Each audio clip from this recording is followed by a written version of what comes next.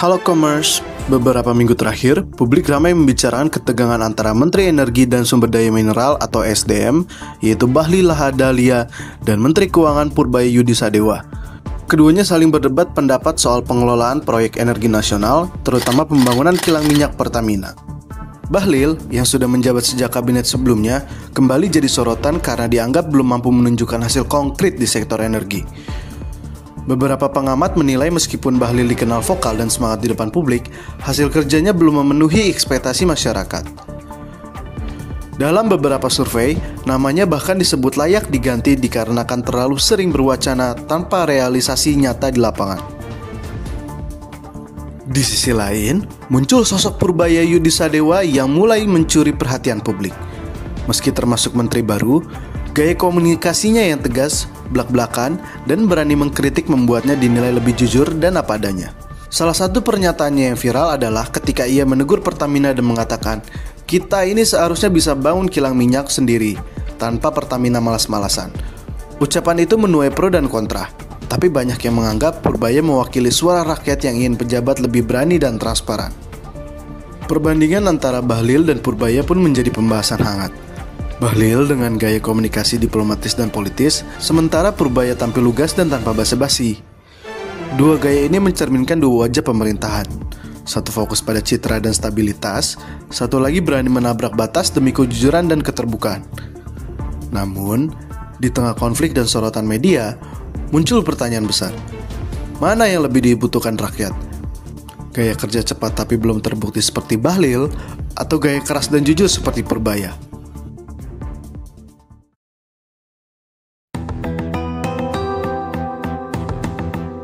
Oke, baik. Saya Dewanto Samudro. Saya dosen di Prodi Ilmu Komunikasi UPN Veteran Jakarta. Ya, halo semua. Nama gue Dava Fernanda Nugraha. Gue dari Prodi Ilmu Komunikasi angkatan 2025. Kalau menurut saya sebenarnya kinerja Menteri Bahlil ya dianggap kurang memuaskan. Itu saya rasa juga ada sentimen dari perjalanan politik Bahlil sendiri gitu, ya kan? Jadi dia sebelumnya sudah ada track record seperti apa yang sudah diketahui oleh publik.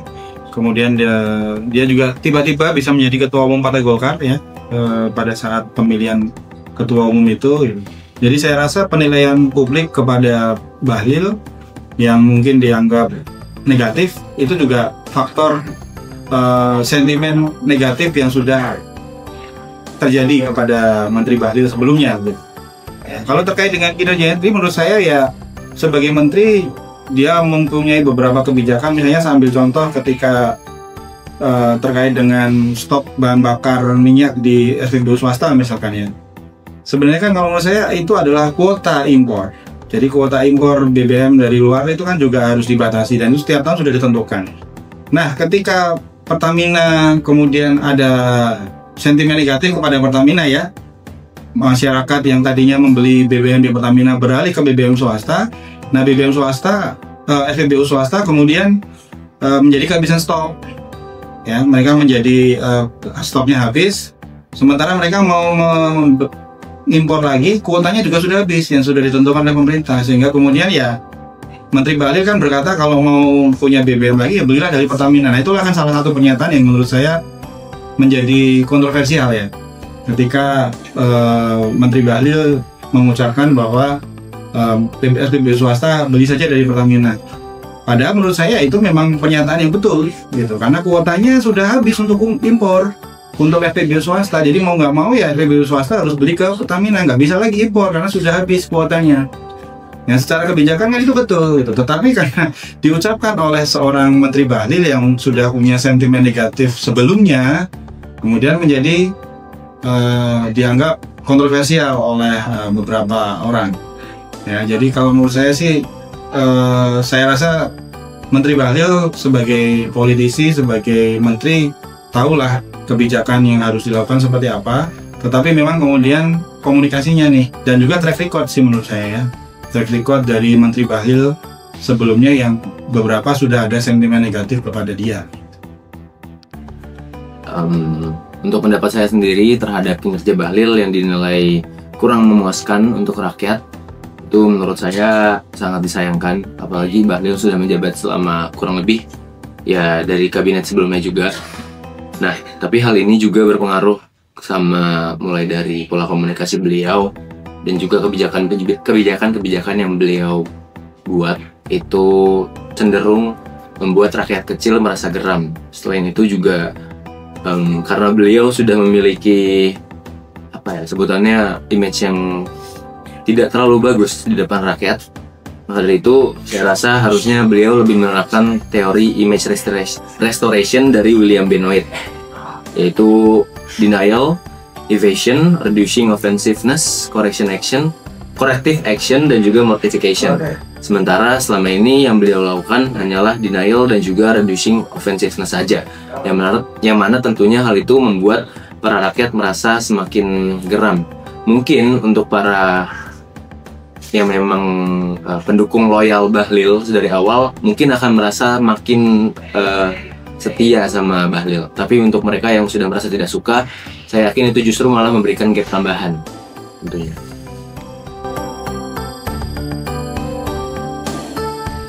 Nah, oke. Kemudian kan gaya Bahlil diperbandingkan sama Menteri Purbaya ya. Nah, Menteri Purbaya ini baru jadi menteri, nggak punya rekam jejak dan sentimen negatif sebelumnya, sehingga kemudian gayanya yang belak-belakan, yang mungkin juga sama-sama kayak Bahlil juga sebenarnya kan belak-belakan gitu ya. Tetapi karena Menteri Bahlil sudah punya sentimen negatif ke dia sebelumnya, ya persepsi dari publik juga ikutan negatif. Sementara Menteri Purbaya yang masih baru, nggak punya pengalaman menjadi menteri sebelumnya, nggak punya track record menjadi menteri, nggak punya sentimen positif ataupun negatif kepada dia, melakukan gebrakan-gebrakan begitu ya disukai oleh publik. Ya, apalagi pernyataan-pernyataannya kemudian memang relatif populer ya, relatif sesuai dengan apa yang dikehendaki oleh publik ketika Menteri Bahlil belilah dari Pertamina gitu. Kemudian Menteri Purbaya mengkritik Pertamina bahwa Pertamina kok kayaknya malas memproduksi, malas buka kilang baru segala macam. Nah, itu kan sebenarnya adalah pernyataan yang memang diharapkan oleh publik sehingga kemudian mendapat dukungan. Nah, jadi saya rasa persepsi antara Menteri Bahlil dan Menteri Purbaya di publik itu juga dipengaruhi oleh sentimen yang sudah ada sebelumnya berdasarkan track record mereka. Menteri Bahlil sudah punya track record seperti ini yang juga menimbulkan sentimen negatif sebelumnya, sehingga kemudian apapun yang dia lakukan jadi terkesan salah ya di mata publik karena sentimen negatif tadi. Menteri Purbaya yang masih baru, belum ada sentimen positif maupun negatif, memberikan pernyataan-pernyataan yang disukai oleh publik, yang memang diharapkan oleh publik, ya mendapat dukungan. Nah, kita coba aja lihat nanti ke depan kira-kira Menteri Purbaya kinerjanya seperti apa dengan komunikasi yang belak-belakan, apakah kinerjanya juga sebagus yang dia ucapkan, dan tinggal gitu aja nanti kita lihat. Ketika kemudian ternyata tidak sesuai ekspektasi publik, ya saya rasa akan muncul juga sentimen negatif kepada Menteri Purbaya nanti. Tapi kalau dia bisa menunjukkan kinerjanya yang bagus, ya sentimen positif yang muncul ke dia.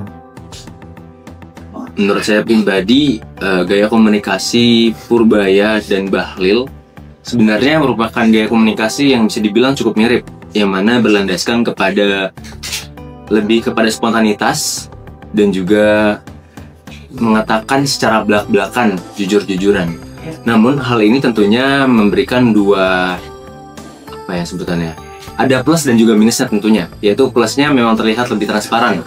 Namun untuk minusnya sendiri, minusnya adalah ketika kita salah mengucapkan sesuatu, tentunya narasinya akan langsung berubah dan juga muncul narasi-narasi yang menjadi aspek negatif dukungannya terhadap kedua menteri ini. Seperti contohnya pada saat Menteri Purbaya mengatakan bahwa tuntutan 17+8 ini hanyalah sebagian dari rakyat kecil, itu langsung digoreng sama massa. Sementara Bahlil ini yang kita lihat, dia lebih banyak dari apa yang disebutkan yang asal ceplos aja gitu, karena memang gaya komunikasinya seperti itu dan juga membuat rakyat tentunya geram.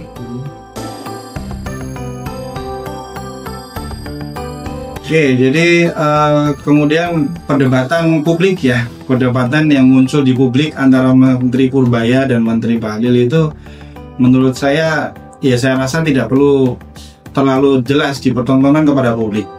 Ya, sebenarnya menurut saya cukup sering kok terjadi antara menteri satu dengan menteri yang lain berbeda pendapat terhadap suatu hal.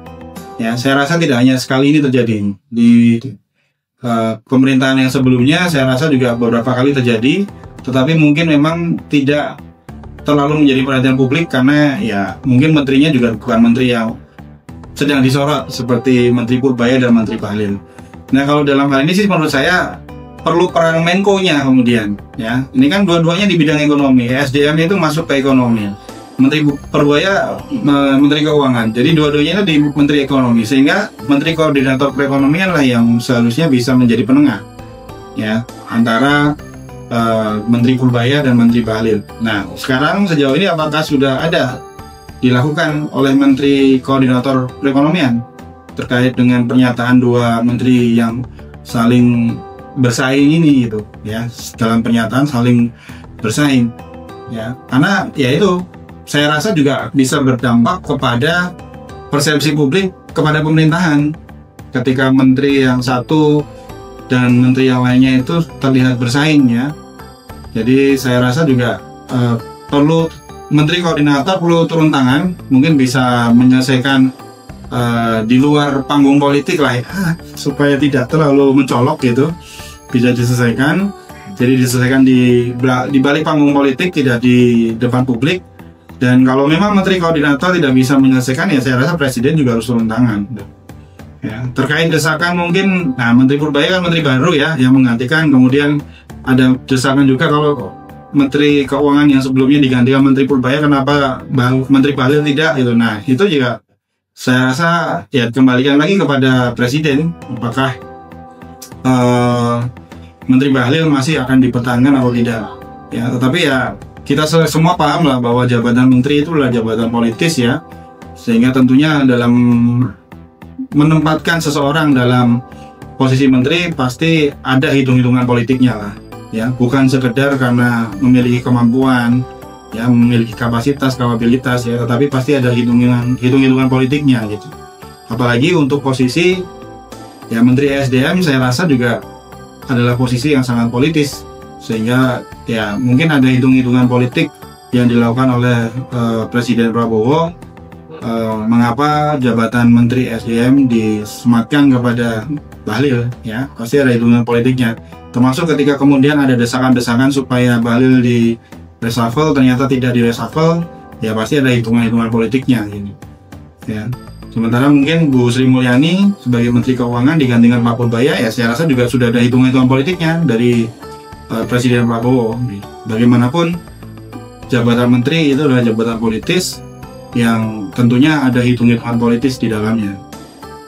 Menurut saya pribadi, konflik antara Pak Bahlil dan Pak Purbaya ini justru mencerminkan bahwasanya adanya transparansi bagaimana keadaan pemerintahan sekarang, mulai dari kabinet para menteri-menteri itu terlihat seperti apa kinerjanya.